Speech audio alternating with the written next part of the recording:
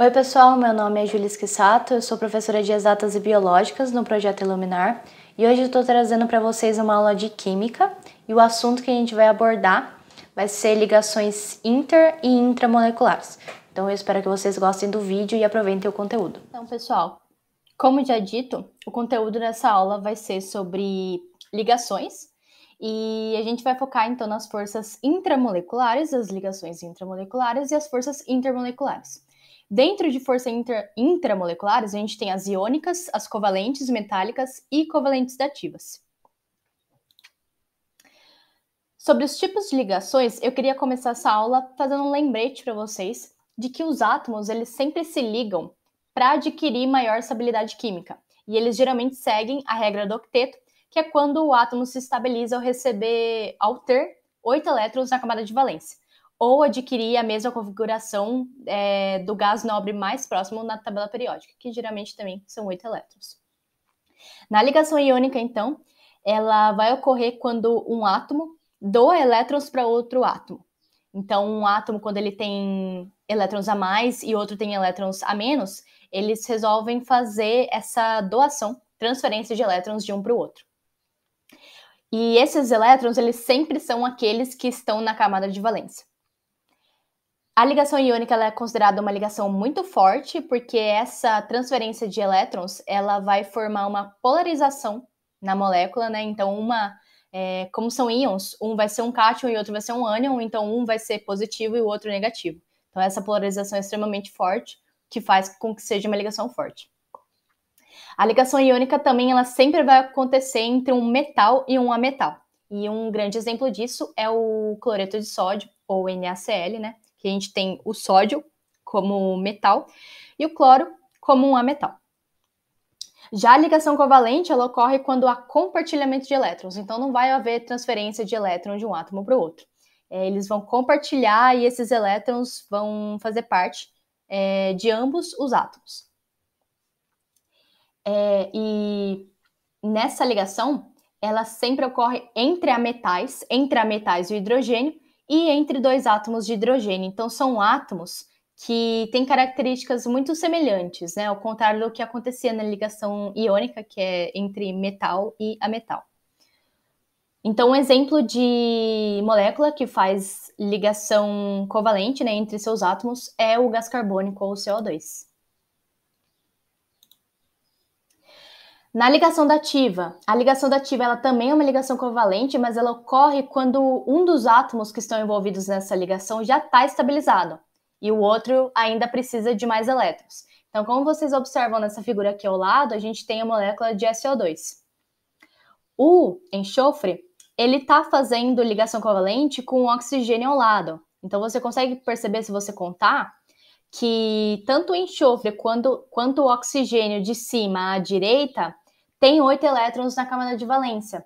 Mas o oxigênio aqui de baixo, ele ainda tem apenas 6 elétrons. Então, o que vai acontecer? É que o enxofre vai estabelecer uma ligação dativa ou ligação coordenada com esse oxigênio para permitir que ele também se estabilize com 8 elétrons.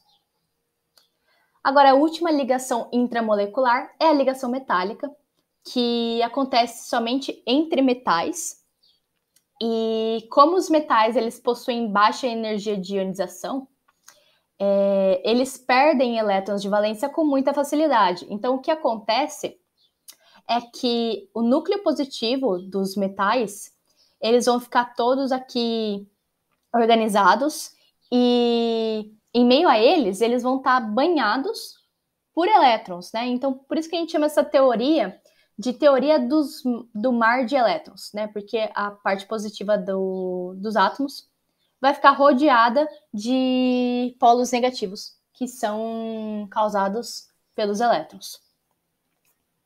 Então, muito importante saber que ela ocorre somente entre os metais. Para as forças intermoleculares, diferentemente das forças intramoleculares, elas são forças de atração que ocorrem entre duas moléculas ou mais e mantém elas unidas, e aí forma elas uma substância no estado líquido ou no estado sólido. Então, elas que são responsáveis pelas diferentes fases da matéria, né? O sólido, o líquido e o gasoso. No caso do estado gasoso, no entanto, são moléculas que perderam suas forças intermoleculares, né? Elas foram rompidas, porque as moléculas elas ficam dispersas pelo ar, né? Não estabelecendo força de interação umas com as outras. As forças intermoleculares, então, elas também influenciam na temperatura de fusão e ebulição das moléculas, né? Quando uma substância passa do estado sólido para o líquido e depois para o gasoso, você precisa de uma certa energia para isso acontecer, né? E isso também é determinado pela temperatura. E a temperatura é determinada pelas ligações intermoleculares. Então, quanto mais fracas forem as ligações intermoleculares, mais volátil vai ser a substância, ou seja, mais fácil será para ela passar para o estado gasoso. E menor será a temperatura de fusão e ebulição. O contrário também é verdadeiro. Então, quanto mais fortes forem as ligações intermoleculares, mais alta será a temperatura de fusão e ebulição. Agora, quanto aos tipos de forças intermoleculares, nós temos as forças de London ou dipolo induzido, que ocorrem entre moléculas apolares. Então, são moléculas que não apresentam polos positivo e negativo. Então, como você pode observar nessa imagem, tem uma molécula aqui, duas moléculas, né, que são apolares, e elas não têm parte negativa nem parte positiva.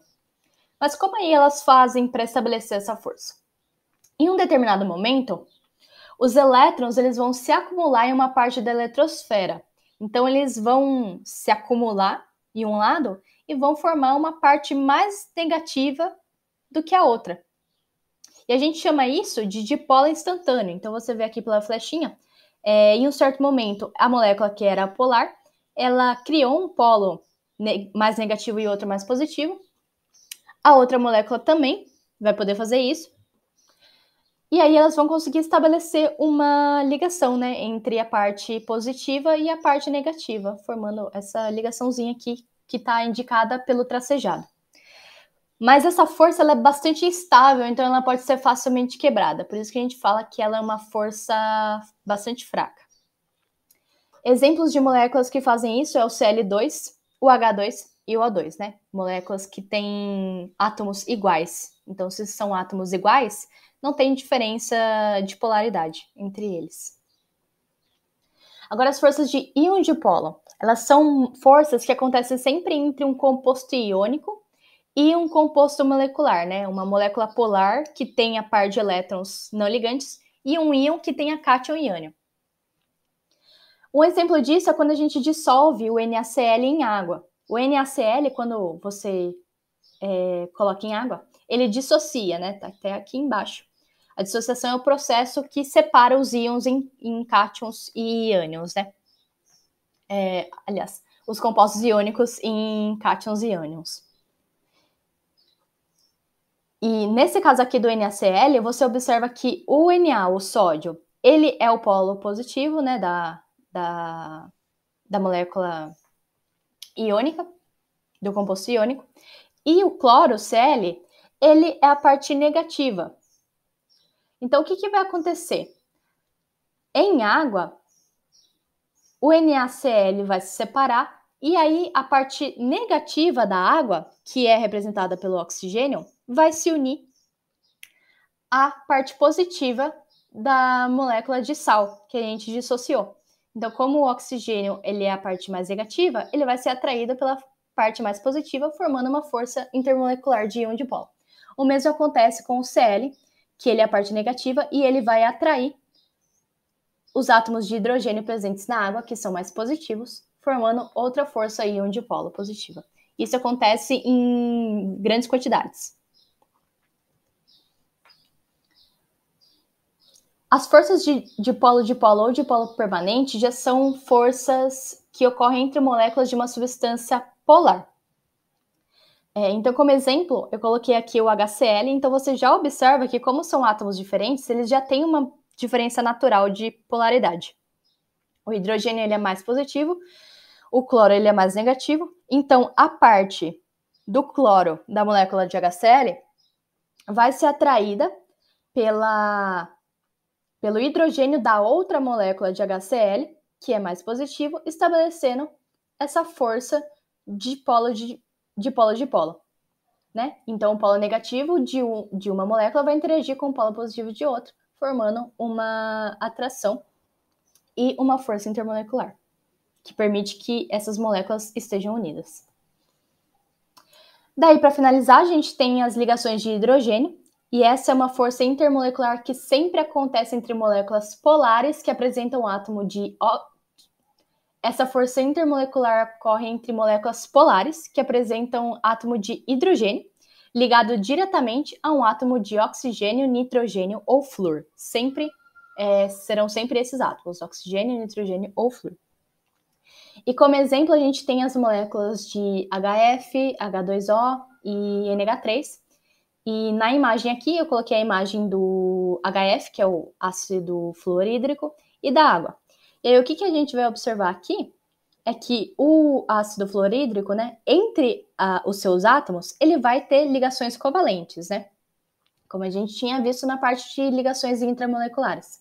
Mas entre as moléculas de HF, a gente vai ver que a parte negativa da molécula, ou seja, o flúor, lembrando da fila de eletronegatividade, que é o que determina qual vai ser o átomo mais negativo nessa ligação. Então, o flúor aqui é o elemento mais eletronegativo. Então, ele será o polo negativo que será atraído pela parte positiva da outra molécula aqui do lado, que é o hidrogênio. Então, eles vão formar essas pontes de hidrogênio, ou ligações de hidrogênio intermoleculares. A ligação covalente, que é intramolecular, ela está sendo representada por esse tracinho contínuo, enquanto a ligação intermolecular por esse tracejado. Aqui do lado a gente vê o mesmo com a água, né? Então, mas aqui tá, você consegue ver o formato da molécula, né? Então, a parte vermelha é o oxigênio, então, elemento mais eletronegativo, que está estabelecendo ligações de hidrogênio com a parte mais positiva da molécula ao lado, ou abaixo, né? Que é o hidrogênio. E aí, ele forma essa configuração. Então, por hoje é isso. Então para esse vídeo... Então, a gente fica com a nossa aula por aqui, nossa aula teórica de forças intra e intermoleculares. Eu espero que vocês tenham gostado e aproveitado, e que vocês postem suas dúvidas, caso vocês tenham aqui nos comentários. Então, eu agradeço quem viu o vídeo e até a próxima.